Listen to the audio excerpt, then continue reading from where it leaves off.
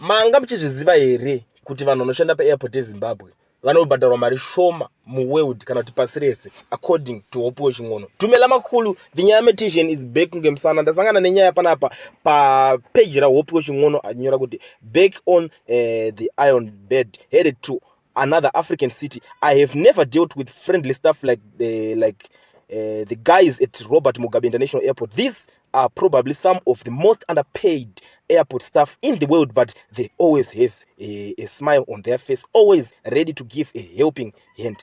Thank you to all of them.